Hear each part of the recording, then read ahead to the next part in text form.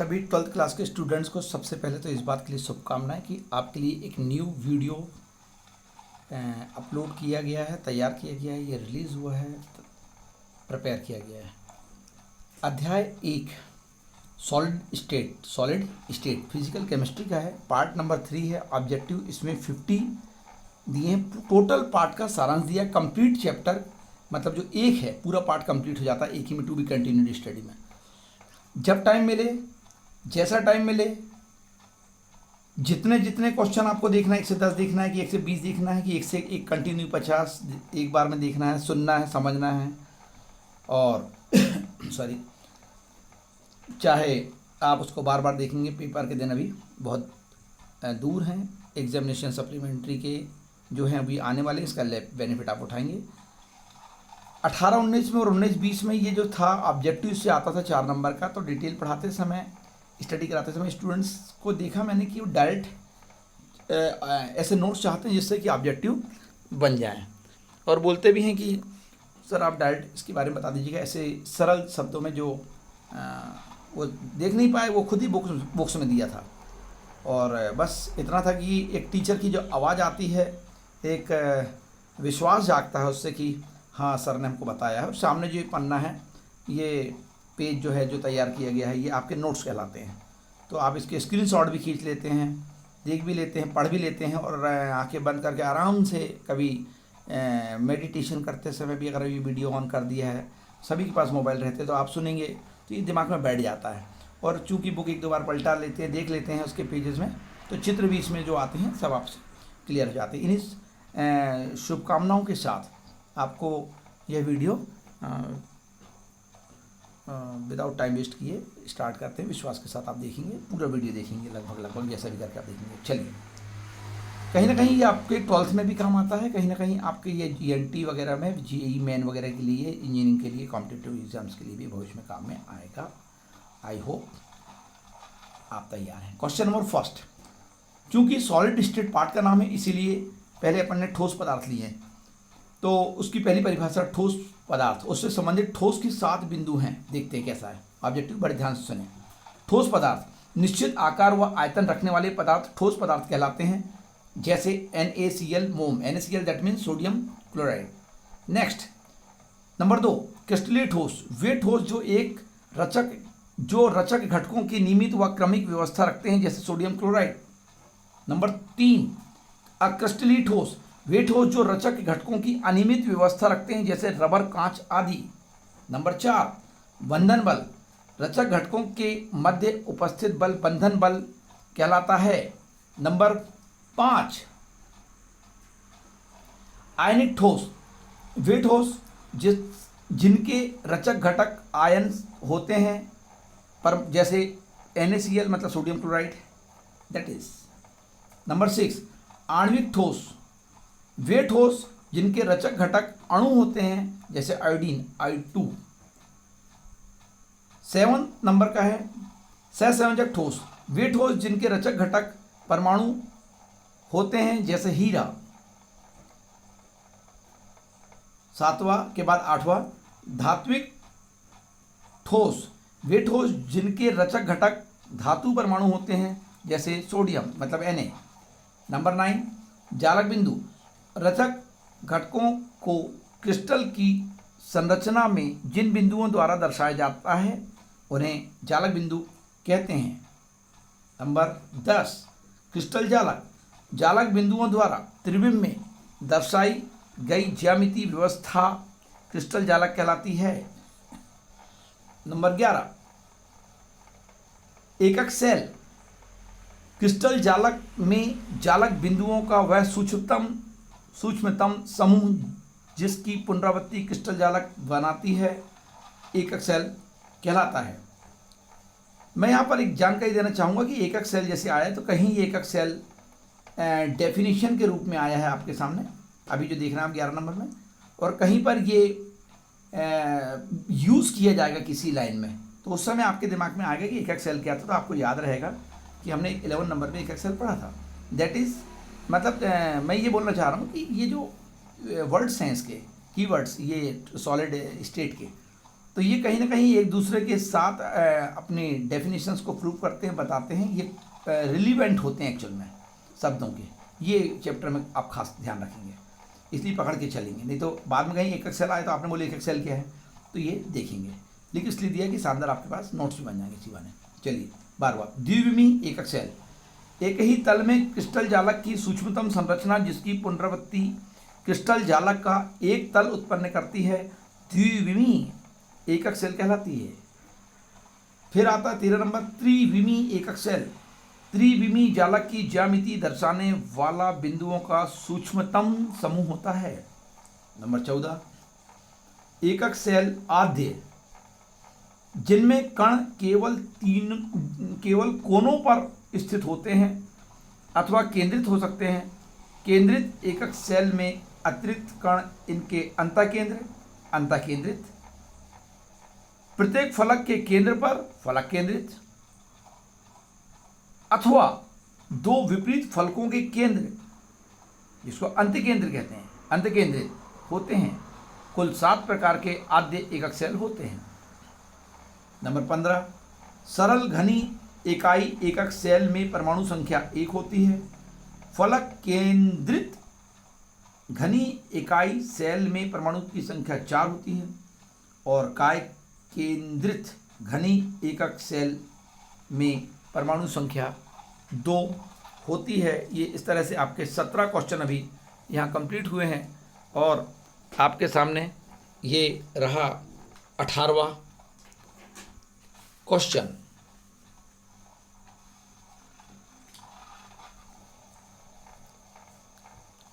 संकुलन की परिभाषा। जालक में रचक घटकों की व्यवस्था संकुलन कहलाती है। 19वां, समन्वय अंक। 19वां समन्वय अंक क्रिस्टल के रचक घटकों के संपर्क में या के चहुओर मतलब चारों ओर, किसके, रचक घटक के चारों ओर रहने वाले घटकों की संख्या समन्वय अंक कहलाती है। 20वां, द्विविमी निबिड़ संकुलन। एक ही तल का संकुलन होता है। यह वर्गाकार या षटभुजाकार 2 प्रकार का होता है। नंबर 21, त्रिविमी निबिड़ संकुलन। क्रिस्टल में रचक घटकों की त्रिविमी व्यवस्था यह वर्गाकार या षटभुजाकार द्विविमी संकुलनों से उत्पन्न होता है। नंबर 22, सरल घनी संकुलन। एकक सेल सरल घन होता है जिसमें समन्वय अंक 6 होता है। नंबर 23, षटकोणीय निबिड़। षटकोणीय निबिड़ ये ना है, ध्यान रखेंगे। निबिड़ संकुलन। एकक सेल षटकोणीय सममिति का जालक होता है जिसमें समन्वय अंक 12 होता है। फिर घनी निबिड़ संकुलन। एकक सेल फलक केंद्रीय घन होता है। घन की परिभाषा आपने 10th क्लास में मैथमेटिक्स में जब मेंसुरेशन पढ़ रहे थे उस समय पढ़े थे आपने, जिसको अपन क्यूब भी कहते थे और एक पढ़ते थे घन और घना पढ़ते थे। तो ये होता था ऐसा समानांतर षटफलक जिसकी प्रत्येक फल की क्या होती थी आपने देखे थे, वर्गाकार होती थी तो वो क्या हो जाता था, ये घन हो जाता था। और जहाँ पर प्रत्येक मतलब फल की क्या होती थी, आयताकार होती थी, वो क्यूबाइड होता था, घना भी है, आपको याद होगा। तो मैं फिर से रिपीट करता हूँ। घनी निबिड़ संकुलन। एकक सेल फलक केंद्रित घन होता है, समन्वय अंक 12 होता है। 25, काय केंद्रित घनी संकुलन। एकक सेल काय केंद्रित घन होता है, समन्वय अंक 8 होता है। 26, संकुलन क्षमता। संकुलन क्षमता कुल स्थान का कणों द्वारा घेरी गई प्रतिसत्ता या ठोस में उपलब्ध स्थान का अवयवी कणों द्वारा घेरा प्रतिशत संकुलन क्षमता कहलाता है। संकुलन क्षमता के बारे में हम बोलेंगे HCP या CCP 74%। तो आप ये कहेंगे कि इसका मतलब क्या हुआ, आपके दिमाग में आएगा कि ये जो है इसका मतलब क्या है। तो आपने देखा है 3 परिभाषा देखा था, क्या परिभाषा देखा था, 3 परिभाषा देखा था। SCCP जो था ये आपके पास SCP और CCP। तो जो ये हैं आपके पास HCP ये आपको याद है फेस सेंटर्ड क्यूबिक कहलाता था। और इसकी परिभाषा आपने अभी यहाँ पर परिभाषा में भी देखा, इसके नीचे की मैं आपको अभी पीछे उसमें बताया कि सरल घनी एकक सेल एक बताए थे, जस्ट अभी पीछे आप देख लेंगे एक बार। और दूसरा बताए थे फलक केंद्रीय घनी एकक सेल, और फिर बताए थे काय केंद्रित घनी एकक सेल। तो इन्हीं का ये इंग्लिश वर्जन है, इंग्लिश का ये शॉर्ट फॉर्म में लिखा गया है SCP। तो ये हो गया फेस सेंटर्ड क्यूबिक हो गया, या CCP की बात भी अगर आप करना चाहते हैं तो क्यूबिक क्लोज्ड पैकिंग जो है वो है, ये 74% होती है, 74%। काय केंद्रित जो होती है 68 होती है, और सरल घनी जो होती है, जब सब डेफिनेशन पीछे अपन देखें 52.4% होती है। इस तरह से 28 रिक्तियाँ, रचक घटकों के मध्य पाए जाने वाला स्थान रिक्ति कहलाता है, वाइट्स। 29 समचतुष्फलकी रिक्ति, 60 भुजी संकुलन में प्रथम परत के एक दूसरे को स्पर्श करते 3 गोलों के ऊपर रखे एक गोले से उत्पन्न रिक्ति। समन्वय अंक इसका 4 होता है, और त्रिज्या अनुपात जो होता है, जो रेशियो ऑफ रेडियस कहेंगे, 0.225। 30 नंबर की डेफिनेशन में हम देखते हैं अष्टफलकी रिक्ति, षड्भुजी संकुलन में प्रथम तथा द्वितीय परत से उत्पन्न अति व्यापित रिक्ति अष्टफलकी रिक्ति कहलाती है, और समन्वय अंक इसका 6 होता है, और त्रिज्या अनुपात मतलब रेशियो ऑफ रेडियस जो है 0.414 है। 31 डेफिनेशन में देखेंगे बिंदु दोष, किसी क्रिस्टल में रचक घटक की नियमित व्यवस्था से विचलन बिंदु दोष कहलाता है। किसी क्रिस्टल में रचक घटक की नियमित व्यवस्था से विचलन बिंदु दोष कहलाता है।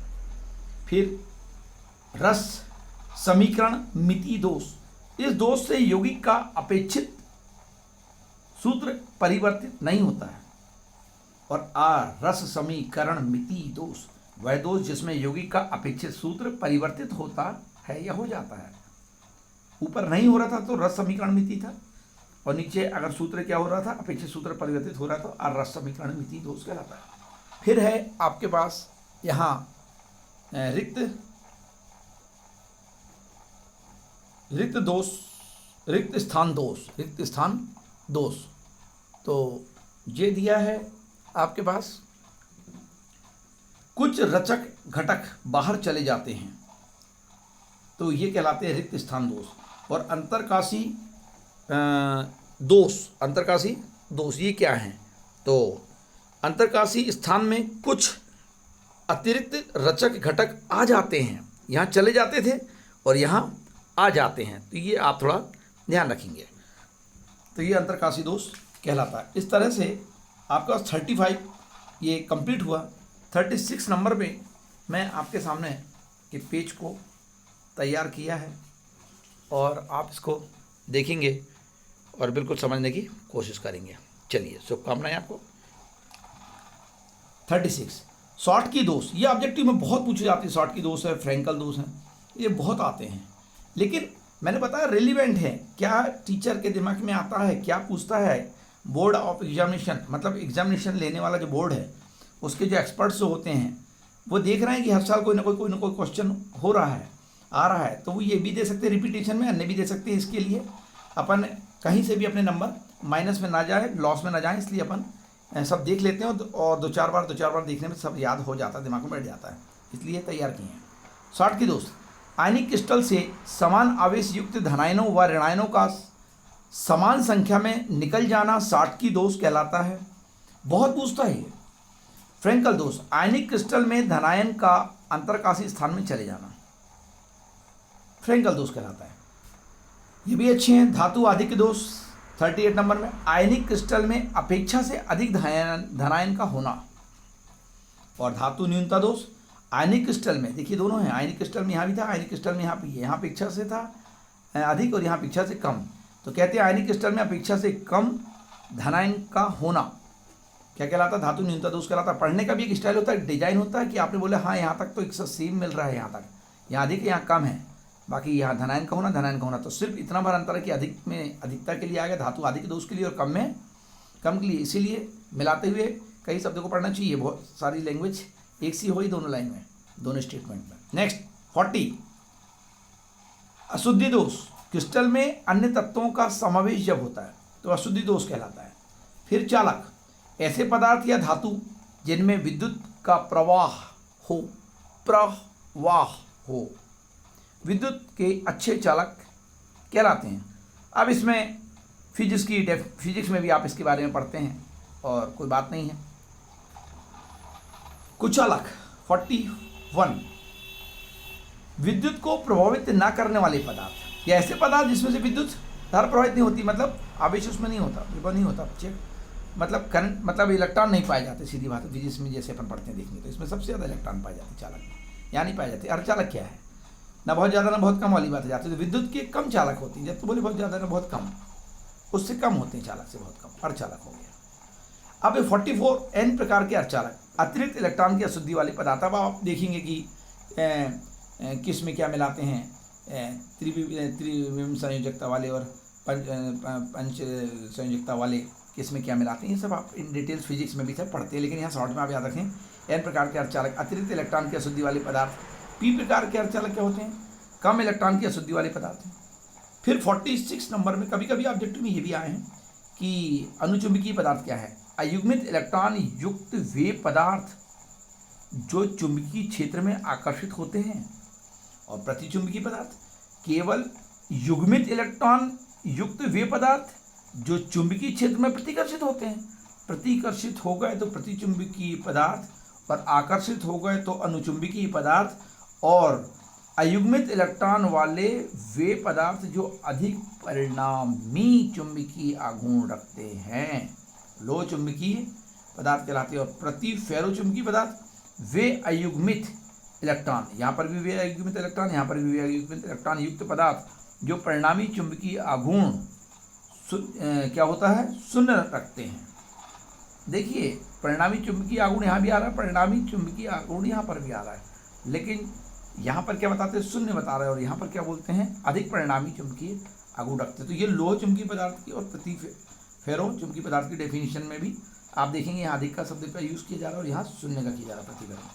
फेरी चुंबकीय पदार्थ, वे अयुग्मित इलेक्ट्रॉन युक्त पदार्थ, वे अयुग्मित इलेक्ट्रॉन युक्त पदार्थ जो अनुचुंबकीय पदार्थों की तुलना में कम परिणामी चुंबकीय आघूर्ण रखते हैं। तो यहाँ कम आ गया, यहाँ शून्य आ गया, यहाँ अधिक आ गया। ये तीन हो गई डेफिनेशन। और प्रतिचुंबकीय अनुचुंबकीय के लिए क्या था, आकर्षित होने वाला, अनुचुंबकीय और प्रतिकर्षित होने वाले के लिए प्रतिचुंबकीय। एन प्रकार, पी प्रकार का क्या था, अशुद्धि वाले पदार्थ, यहाँ भी अशुद्धि वाले पदार्थ ये अतिरिक्त इलेक्ट्रॉन के अशुद्धि पदार्थ एन प्रकार, और कम इलेक्ट्रॉन के अशुद्धि वाले पदार्थ पी प्रकार। अर्धचालक, चालक और कुचालक की परिभाषा भी याद हो गई आपको। अशुद्धि, धातु न्यूनता और अधिकता वाले भी, अधिक वाला भी याद हो गया। फ्रैंकल दोष, शॉर्टकी दोष भी सब तैयार हो गया। एक दो बार अच्छे से सुन लो, अच्छे से समझ लो, और जब इच्छा हो, मन हो तो इसको एक दो बार देखते गए। और देखिए कितनी देर लगी मुझे बोलने में, कुल समझाने में, कुल बोलने में 18 मिनट आपके सामने लगा। अगर आप एक दो बार देख लेंगे तो पूरे ये आपको 50 तैयार हो जाएंगे। इसके पहले भी एक वीडियो मैंने इससे संबंधित बनाया था पार्ट 2 में। इन दोनों को देखते हैं तो आई होप 100% विश्वास है मुझे कि आपका 4 नंबर का अगर ये इससे क्या बोलते हैं ऑब्जेक्टिव्स आने वाले तो वो आप कर लेंगे, और आज भी कर लेंगे, और इन फ्यूचर कॉम्पिटिटिव एग्जाम्स में भी कहीं पर आएंगे तो आप कर लेंगे बिल्कुल। इन्हीं शब्दों के साथ एक बार में पूरा सारांश ये पाठ का कंप्लीट हुआ। उज्ज्वल भविष्य के लिए हमारी आप सभी को हार्दिक शुभकामनाएं। All the best. अगले वीडियो में आपसे फिर टीचिंग के माध्यम से मुलाकात होगी।